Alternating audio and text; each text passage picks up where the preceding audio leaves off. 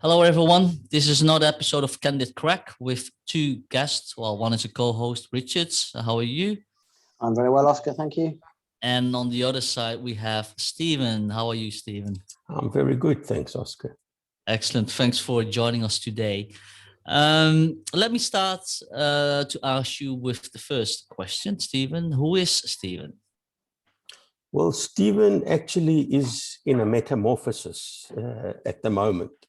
So for the last 22 years, I have been a scholar in the MGSM, the Management Graduate School, the Macquarie Graduate School of Management. My own background is a PhD in philosophy and a registered psychologist. But I've kind of mainly done that in the context of the university. Now I'm moving out of the university. In fact, I've got 2 more weeks left at the university and am developing my own practice. Part of my practice will be as a psychologist, and part of my practice will be doing works in the context of organizations. So I feel that I'm actually leaping into my practice at the moment because I don't actually know what shape it's going to take after a kind of year or two, but very excited to be doing it. Excellent, Steven. So tell me a little bit more about what you do in your practice. So the one part of my practice, as I say, is as a psychologist. And in that context, what I will be doing is looking at mental health issues for individuals. And the individuals can range from the person in the street, so to speak, to managers and to leaders as well. So I believe behind leading and managing, there's a kind of intrinsic anxiety. There's an intrinsic anxiety that's actually not recognized or not dealt with effectively. So part of my mission is to kind of make explicit this uncertainty and anxiety that lies behind leadership and management and decision making in organizations, to enable people, managers and leaders, to work effectively with the anxiety. And so in that sense, that's part of my mental health for individual approach. My mental health in organizations,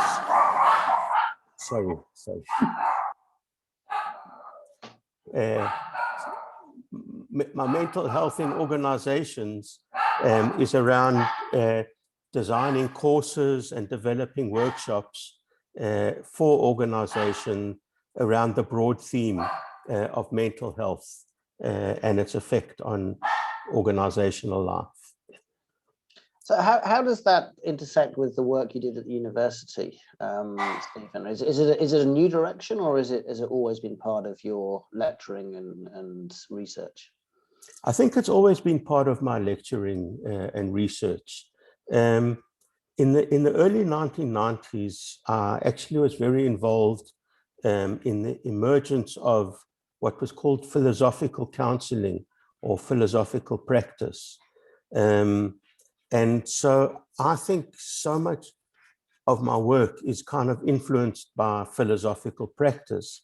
And one of the ideas around philosophical practice was that it's not enough to just simply study the philosophers.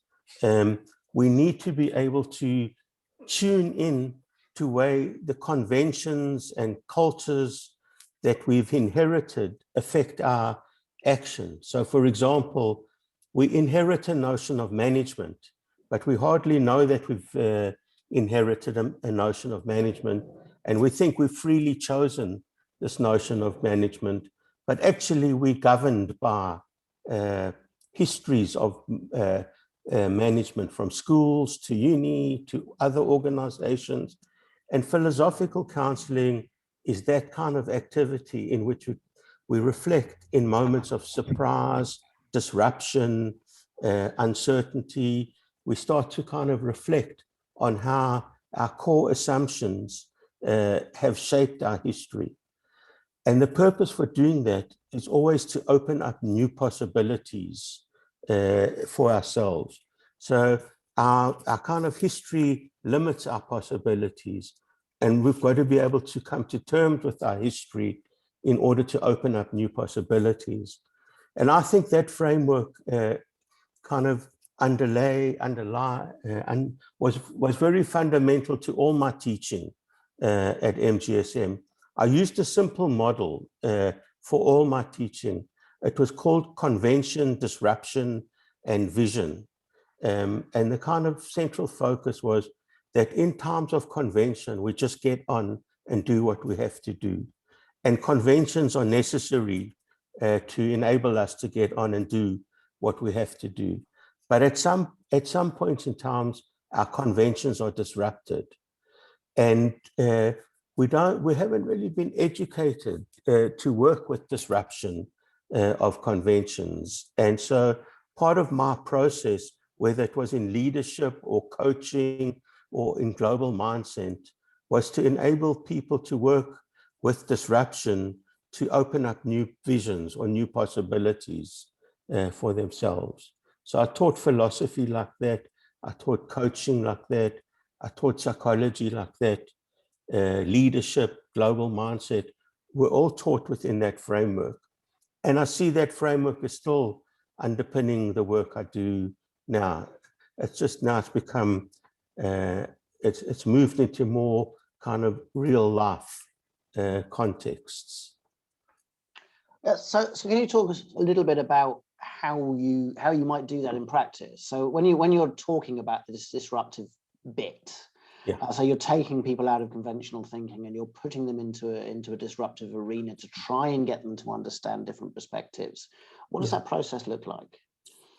So what that process looks like is, if it's on a group level, I will suggest a set of surprises or anomalies or perplexities that people experience. So for example, if I'm working with a group of managers, the one kind of thing I will tend to say is that there are a series of surprises, unexpected events, sudden insights that disrupt your practice, that have disrupted your practice and will continue to disrupt your practice. And then I provide a space for participants to get into their experience of surprise. So generally as managers, they would have tried to solve the problem. What I work with is kind of getting to bring out and live out the uncertainty or the surprise that has arisen in the context of their practice. So, I mean, there's never been a case in which a person hasn't been able to link to a particular and crucial surprising moment in their experience of becoming a manager or becoming a leader. So it's getting them to tune into that, providing them with the space to talk about it in the context of small groups. So I usually say one person plays coach, another plays the role of coachee, another plays the role of observer. And kind of the role of the coach is to bring out the surprise, the disruption, and allow the coachee to actually listen to their own surprise. Because again, most often they wouldn't be tuned in to their own surprise. So in a sense, to get surprised by their own surprise. So it creates a lot of curiosity for people, and it creates a lot of, I think, self-development for leaders and managers. And at the same time, the coach is kind of learning the practice of listening and not jumping for solutions very quickly, but getting deeper and deeper into the surprise and the uncertainty and what it reveals. And then the role of coach is to listen to the interaction between the coach and coachee to kind of, and then comment on what he or she observed in the interaction. So yeah, so I think it's a very experiential way of getting into people's disruptions. And again, I don't really want the theoretical stuff of disruptions to come up. I want the mood. I want the mood of surprise. So it's very much based on mood, and I think so much of my work is based on mood. I mean, I think mood's also central to psychotherapy as well. You're working with moods, you know. So, and I think it's not only in psychotherapy that you're working with moods. I think that any good reflection starts off by working with the moods that allow you, that draw you close to reflection.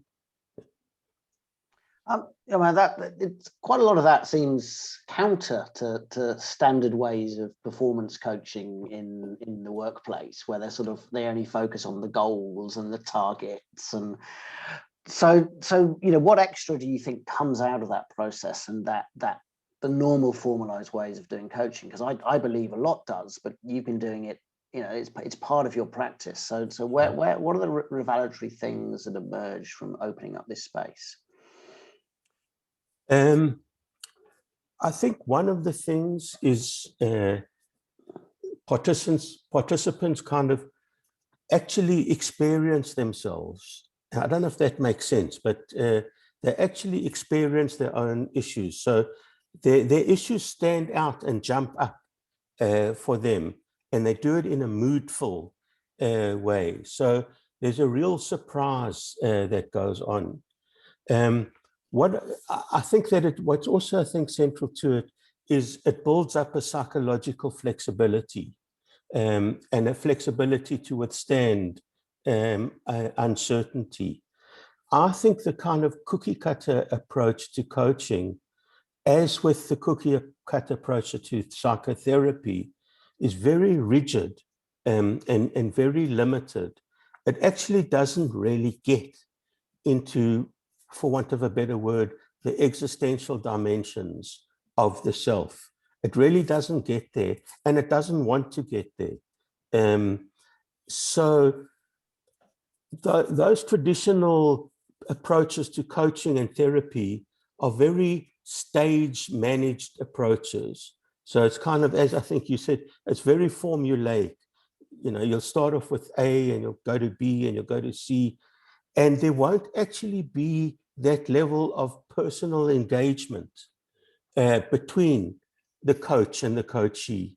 There's that cookie cutter approach is much more, it's less of a risk than, let's call it, this existential stage, because in the cookie cutter approach, you know exactly where you're going from A to D, whereas in the kind of more existential and even psychoanalytic approaches, you kind of, the whole thing is to follow your curiosity and your wonder. And so you've got to have quite a lot of trust in yourself and quite a lot of belief in yourself to kind of trust that space of wonder, curiosity, and go with it.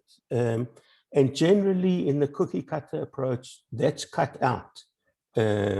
Because it really, they want to manage uncertainty rather than work with uncertainty. So yeah, that's just brought something to mind. When you did the session with us, you talked about being anxious about your anxiety, and that you've already used the term being surprised about your surprise. Yeah. So that anxious about your anxiety, is that really an area you're playing with? That there's a, you know, that a traditional coach is just like, let's get rid of the anxiety and get you back on the path. Yeah. Whereas you're more in that realm, and if so, you know, what does that look like? Well, generally, my belief is that anxiety is not just something to be got over and then get onto your path again. I believe, coming from kind of all the sources of my work, that anxiety is the basis of transformation. And that anxiety generally is not seen as the basis of transformation. It's seen as getting away from it and getting back to where you were on the path. I think that working with anxiety opens new possibilities for people. So what do I mean by that? One of the cases that I often refer to is a self-reflection by a CEO by the name of Mort Meissen. It's a little article in Fast Company. It was a couple of years ago. And in response to disruptive technologies, his whole idea of leadership was disrupted. And he lost his confidence in himself, and he experienced heavy uncertainty and anxiety. But instead of removing himself from the anxiety, he spoke about going into a metamorphosis of the anxiety. And just as kind of a butterfly comes out different, so he came out with a whole different view of leadership, and also with a whole different way of being a leader. So he says of himself that he started off kind of being a very autocratic, authoritarian style leader. And then in the context of disruptive technologies, he realized that he needed to be a more coaching style leadership, a coaching and teaching style of leadership. And so there was a whole transformation in his way of being. So that's a literary case. For me, in my own practice, I will work with people to kind of stay with their anxiety and look at what kind of emerges from the anxiety. So, I mean, I've worked with quite a few research students on individual levels, and they've kind of been paralyzed with their research. And they think that the problem has been a technical problem. They don't kind of realize that they haven't fully inhabited the practice of research. They haven't yet developed the emotional attunement of the practice of research. So I work with taking them from this kind of novice perspective where they haven't yet inhabited, and kind of create the space for them to inhabit and tune in on a research level. So I guess in a broad outline, what I say about every practice is that there's a lived experience level of that practice. So there's a lived experience level of being a manager, of being a leader. But I don't think any of the courses that I've seen or any of the texts that I've read really get into the emotional dimensions of the lived experience. And so for me, becoming a researcher, becoming a manager, becoming a leader, it's getting into the lived experience of those practices, which I think is crucial for what emerges out of that practice. So you seem to be talking or crafting out a space between a couple of, I think, reasonably good leadership models. So I can hear hyphens in what you're talking about. So you're, the finding the tension or the equilibrium between too much anxiety and too little anxiety. Yeah. And I can also hear Torbert, this sort of transformational stages. Is that a fair summary of the space you're trying to occupy? Because they have two great models to try and mash together. I mean, I think I do. For me, my work is about working with the models and opening up the existential kind of moments of the different approaches to leadership. So, and psychology. I mean, when I'm in therapy with people, I use a whole range of approaches depending on what suits the particular case at that time. And I think it's the same with leadership. It's what's appropriate in the particular setting at that particular time. And I think that's it. Sorry.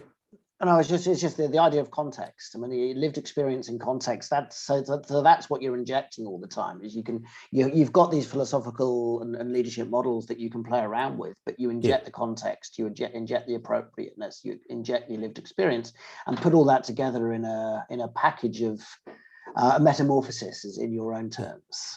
Yes, exactly. I mean, that's what I see myself as doing. Is having all these kind of philosophies and models and psychology to play with, and what it's kind of the context calls for what approach will emerge.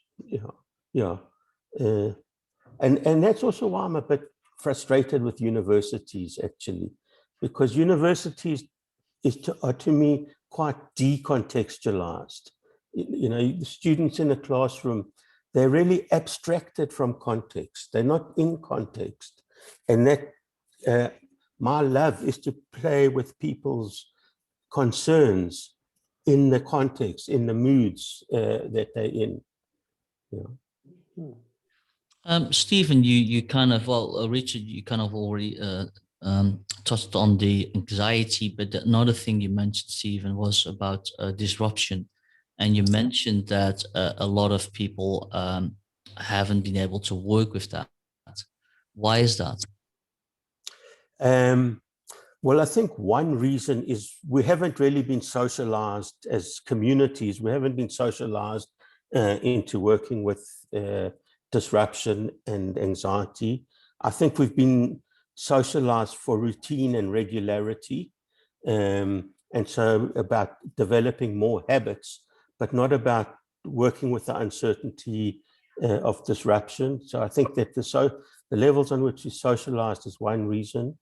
I also think that there is the kind of vulnerability of uncertainty. To work with uncertainty does mean that you're prepared to work in the space of the unfamiliar or the unknown. So you don't know exactly where you're going when you're working with the uncertainty. And I think a lot of people get uncertain about uncertainty there, and it kind of it blocks them from being receptive to uncertainty. So I think part of the approach of a coach is to enable, one of the ways I call it is make friends with your anxiety, make friends with your uncertainty. Realize that actually your attitude to your uncertainty affects your uncertainty. And that's why the uncertainty causes more uncertainty, because your attitude is affecting the uncertainty. So yeah, I think there's kind of, a whole lot of defenses that are used to avoid uncertainty. And it's very interesting if you look at it in a historical management perspective. So starting with Taylor about, it must be over 100 years now. But his whole emphasis was about controlling uncertainty and kind of using management tools to control uncertainty. Whereas I think now there's a greater recognition that actually you can't simply control uncertainty. You need to know how to work with it a bit. But I think that stuff is still coming out and not yet fully formed at this stage. You mentioned defense mechanisms. Can you go deeper into that? What do you see when you're dealing with this? What are the kind of defense mechanisms you need to get through? The immediate ones are kind of where the facts, what are the facts of the matter? And in this space, you're not dealing with facts. So the facts have their own place, undoubtedly. But when people try to rely on the facts to avoid uncertainty, it's a defense. And then people also get hyper-rational in the space, and that's a defense as well. Wanting to have a formula in this space is a defense mechanism. I love it when I teach Machiavelli, and I kind of make the claim that for Machiavelli, that if you had to look at Machiavelli in 20th, 21st century terms, Machiavelli would say so much of kind of needing to be objective, having a method, having a rule. Those would be all kind of forms of defenses that managers and leaders use, that it kind of prevents them, or it gives them a safety from actually exploring uncertainty. And for a Machiavellian leader, you need to be very flexible in order to work with uncertainty. But I think that our kind of having models and mindsets and all of that in this space are defense mechanisms. And then I think blaming other people is a very, that's a kind of, I mean, many of us do that a lot of the time. We don't kind of embrace the responsibility for our decisions or actions. And that's a defense as well. I'd like to explore Machiavelli a bit more, Stephen, because Sure. I know that the common interpretation of Machiavelli is this sort of ruthless, power-hungry politician doing anything he can to stay in power. Excuse me. Your interpretation's a bit different. Could you explain? Sure. So I think that this kind of Machiavelli and psychopathy and narcissism, they put them all together on one. I don't think Machiavelli was a psycho personality disorder, or that he was a lust for power. I think that many of these people who would want to claim to be Machiavellians, I think would be challenged by Machiavelli. To me, throughout the text of, let's say, The Prince, there's always the fact that he's aiming at a greater good. So he calls the greater good ancient Rome, and someone might call the greater good something else. But there's always the sense of a greater good. And Machiavelli has a lot of distaste for people who enjoy power for power's sake. For him, power is about establishing the order in a state, or the order in an organization, especially under conditions of radical change. So to me, Machiavelli works under conditions of radical change, in which he says, in this change, we don't have any firm foundations on which to stand. There are no universally accepted rules or regulations or even legal system to guide us. The prince's primary challenge is to kind of navigate in a state of, I don't know if it's the right word, but absolute uncertainty, and that's where I see the prince. So all these things about power, I think, are there, but they're not ends for Machiavelli, they're means to an end. And to me, Machiavelli is also saying, when you can be kind and when you can be good, it's appropriate to be good and kind. But you also got to know that if you're in rulership, that people are going to kind of try and stab you in your back. And so you need to be able to develop your attunement. And I think Machiavelli is very much about developing an attunement to the leadership situation. And I think that's what many of the frameworks, the modules kind of don't really do. They don't get to develop that tuning in to the presence of mind in a situation. To me, one leader who has done that really well was Andrew Grove of Intel. Like, he really tuned in to situations, and actually he called his approach to strategic management, he called it learning how to worry effectively, So learning not to get paralyzed by what worries you, but learning to get clarity about the situation from what worries you. You mentioned a little bit more about the I would say, well, in my own words, the practice that you have, right, in terms of techniques and using those different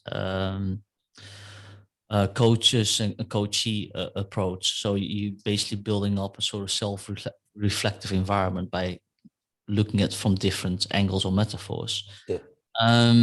So there's a sort of role play involved in that. Is that what you are referring to in the technique that you are using? I'm sorry, I'm just not clear on what you mean by role play. Well, so you mentioned at the start, or that you trying to help people to be more, let's say, self-reflective. I think you used a slightly different word for that, but it was similar to this. So that's what I mean by let's say I'm the coach, I flip that role as a coachee then. So I'm the coach and a coachee, and then you actually change that. I see, yeah. Is that what you are referring to? So that you actually look at from a different perspective, you try to teach people to see the same problem basically from a different perspective. I believe in the point you're saying, but I had not really thought about it in this context. But I think that definitely is the case, that kind of being a coach and being a coachee and being an observer allows you to experience different aspects of the process. And I think that's important. Yeah. Okay. Yeah, I mean, it sort of brings me to mind the idea of being the spectator. I don't know if you know Bowell's work, where you're the spectator and the actor at the same time. Yeah. So I just wonder, is when you're actually developing a leader, is that some people would call it reflexivity, is watching yourself acting while you're acting, or the spectating. Is that sort of what the outcome of the practice is that eventually they don't need you because they can do all this themselves? Yeah. I mean, for want of a better word, that's kind of a competency that develops through the process, that you kind of learn to tune into yourself at the moment. You can both be in a situation and observe your way of being, and therefore moderate yourself in the situation. So I think that's kind of, I call that a side effect, because in the coaching situation, you're really not aiming at that. But through the actual process of doing coaching, that's kind of the side effect that develops. So you develop this competency to be attuned to yourself while you're being tuned in to the situation at the same time. To me, the broad general aim of coaching is to, again, open new possibilities, but try and give that a little bit more concretely. It's to inhabit a new role. So let's say when you're an expert and you're moving from expert to being a manager, you're letting go of one role and you're now inhabiting another role. So the world becomes framed in a completely different way to what you expected.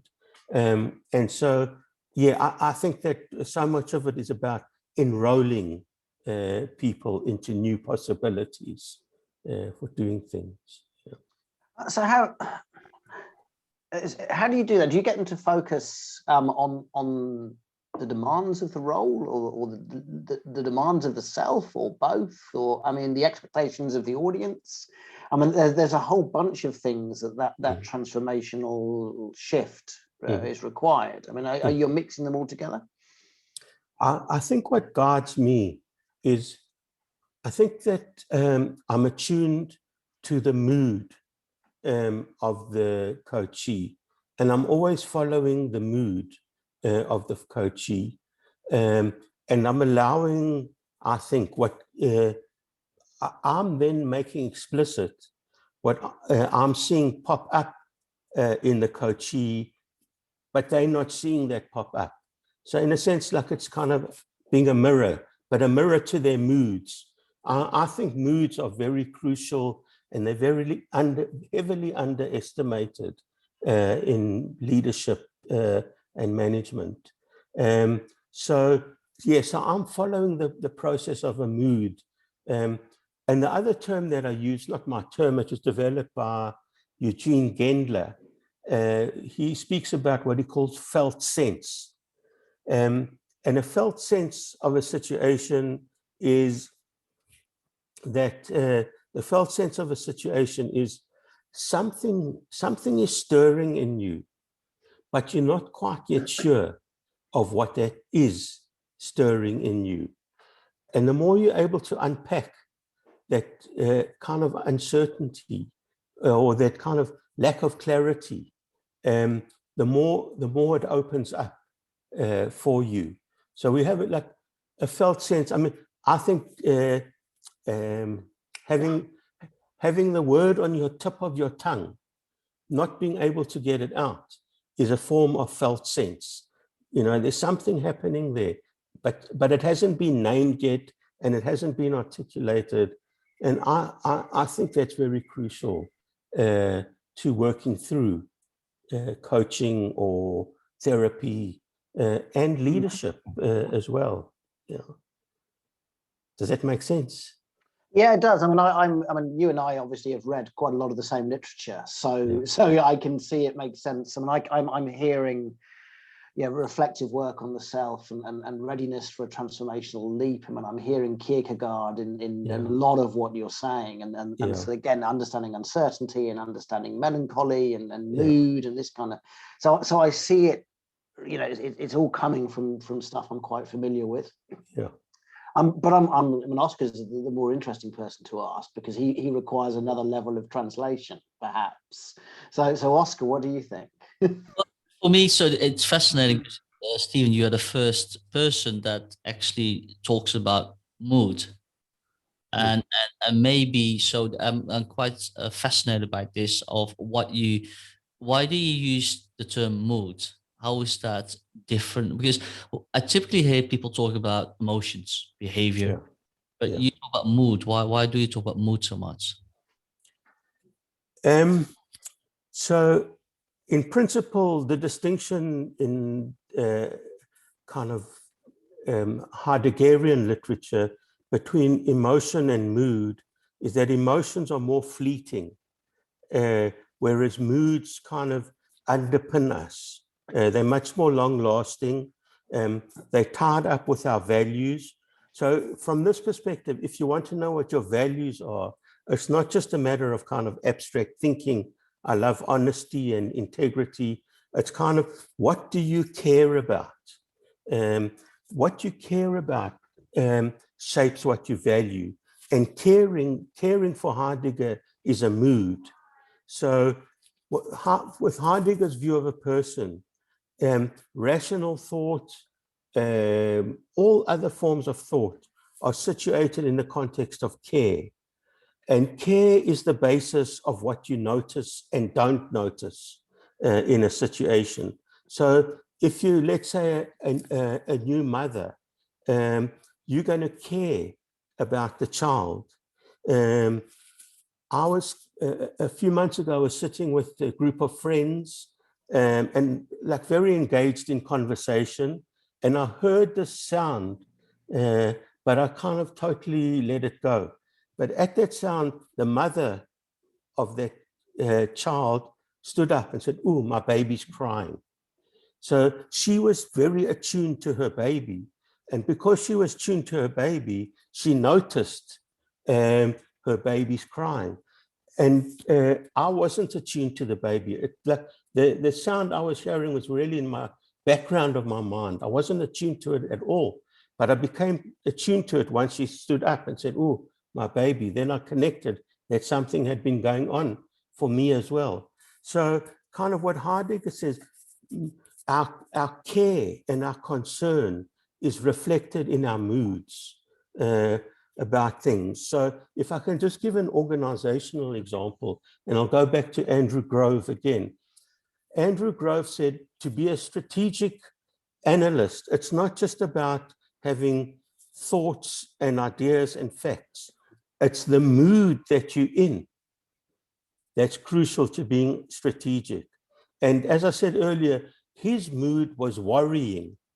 And it's kind of well known in a lot of the literature that worrying alerts you to danger. And so as a strategic analyst, it was crucial for him to be able to be tuned to danger for the organization. And so it kept him alert. I think the same thing happens for a Machiavellian or for Machiavelli's prince. The prince is highly attuned to what's happening in their leadership situation. They're tuned in. And so moods have got to do with care, and care's got to do with concern. And again, it's these things that shape what matters to us. So if we really want to understand what matters to us, it's not like about developing 6 principles abstracted from practice. If we really want to know what matters to us, we need to know where our concern in practice is developed, is directed. It's really interesting work, Stephen. I mean, my big question is sort of going into the future. Both of us have both taught at the same business school, so and we've both taught at universities, and so my experience of an MBA class is you're going to get about 10 to 20% of people going, oh my God, this is exactly what I wanted to hear. Mm-hmm. But you perhaps have the other 80% historically looking at the more techno-rational kind of solutions. Where's the models? Where's the, and again, I don't want to say this is anything against the students, but it's because of expectations. They expect the university to provide those. So if we can move into the future when, your model, and I know that there are an awful lot of students at MGSM who held you up as an exceptional lecturer doing exceptional work. So if your model can become central, so if we actually put this as a central model of leadership development, what are we going to see happen in organizations? So I think there are a number, I think that's a great question. I think there are a number of things. I think one of the things would be for strategic managers in taking risk into account is taking the moodful and emotional dimensions of risk into account in what they do. I think that in terms of managers and leaders in general, I think it's about developing the character of the leader or the manager. So kind of not just, it's about developing character.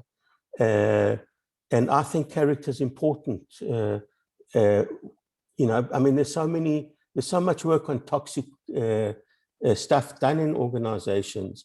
And I think that there isn't yet a proper realm for the importance of character in leadership development.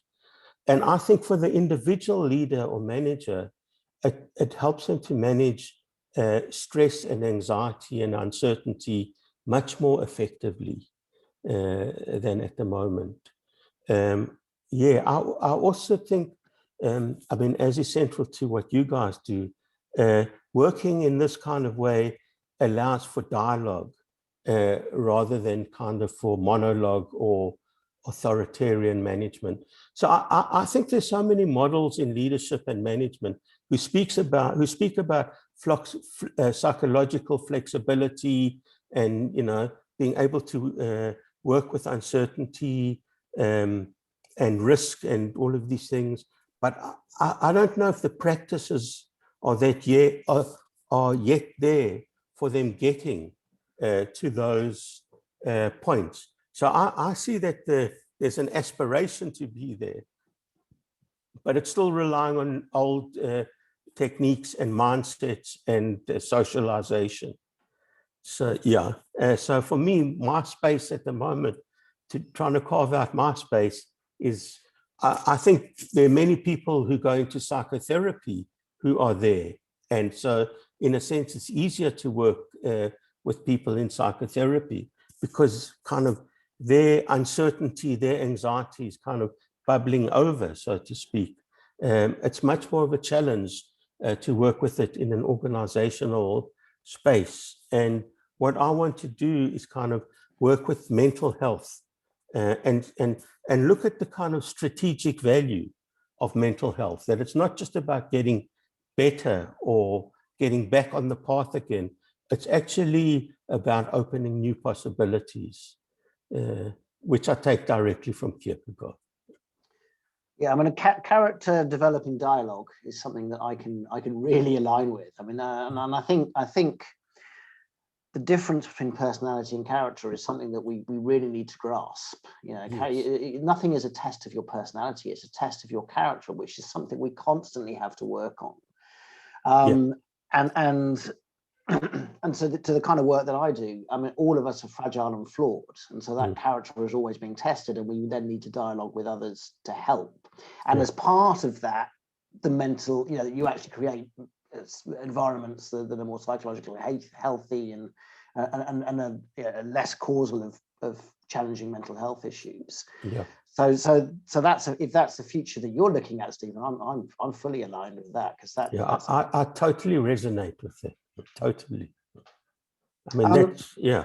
Yeah, you mentioned as well, Stephen, about this character building, right? This is quite interesting. So, if you talk about future leaders, so what types of characters are you looking at? You know, I don't think there's one kind of character. I mean, I wouldn't like to kind of, you know, they have the 5 factors of personality. I wouldn't like to reduce it to a model. I guess the kinds of things that I would like to say in that space is that there are kind of certain virtues which are central to leadership. One of which is developing practical wisdom. And I think that's a big thing that I'm working with as well, is developing practical wisdom.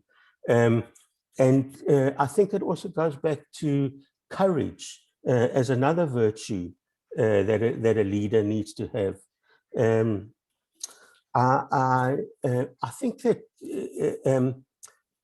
I mean, maybe this is the wrong word, but decency is another characteristic. And what I mean by decency is that you learn to listen to others, not just to speak to others, but learn to listen and learn to speak to the way in which other people listen.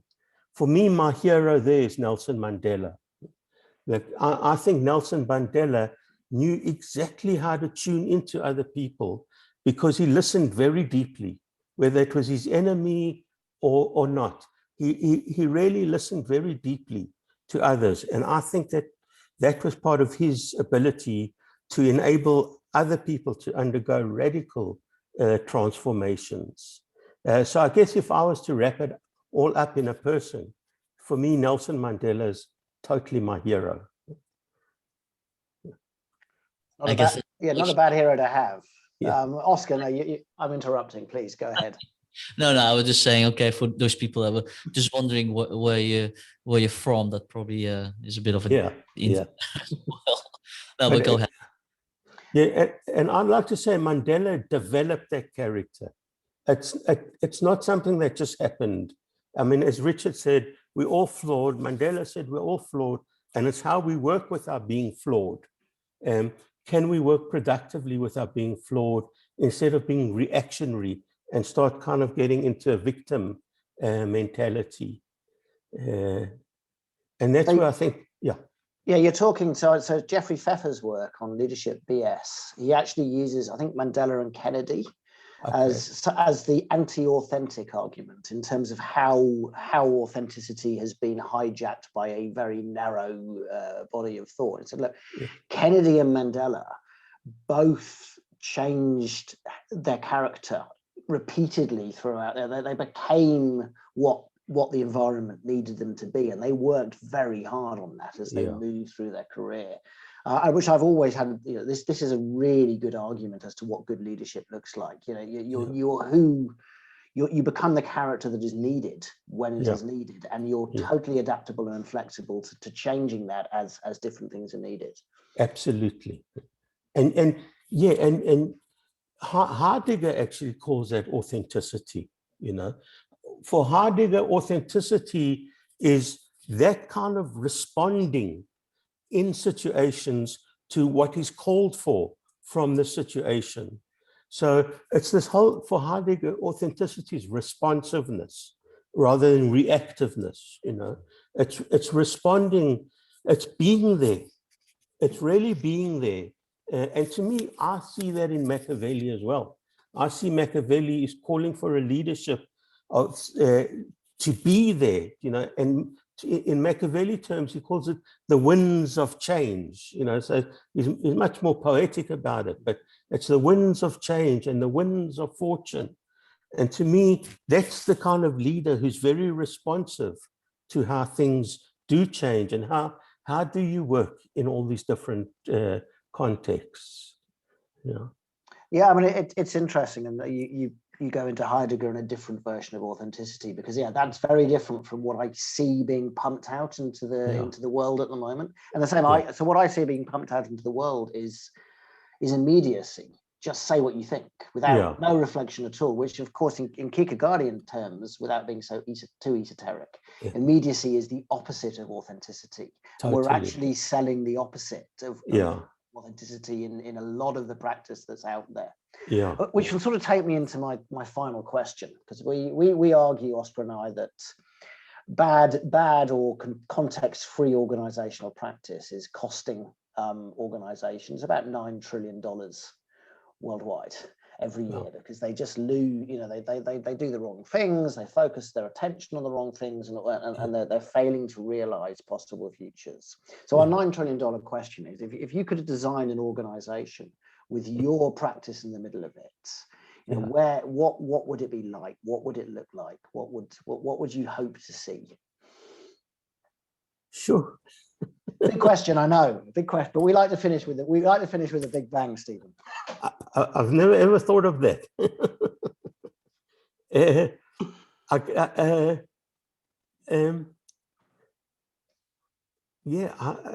I think that's going to require a lot more thought from me. But I think what would be crucial for me is the kind of relationships that are built in the organization, and kind of understanding the emergence of an organization rather than kind of trying to mandate an organization top down. My mind wants to run back to Plato, but I don't think that's a good place to go.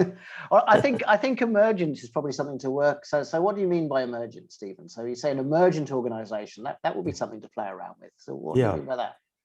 So I think an emergent, I think relationships emerge out of the interactions of people with each other.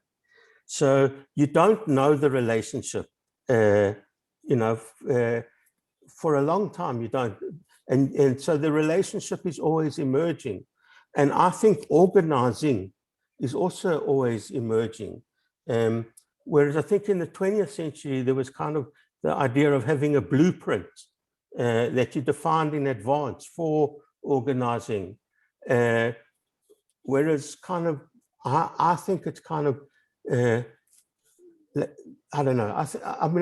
There's much more spontaneity, I think, in an emergent organization than in this kind of blueprint kind of organization. Yeah, and I think I don't know. It's very interesting. Yeah. Stephen, I wish you a great fortune with your new practice. It was a real honor to have you today. Richard as well, thanks a lot for this Candid Craic. Thank you very much. I enjoyed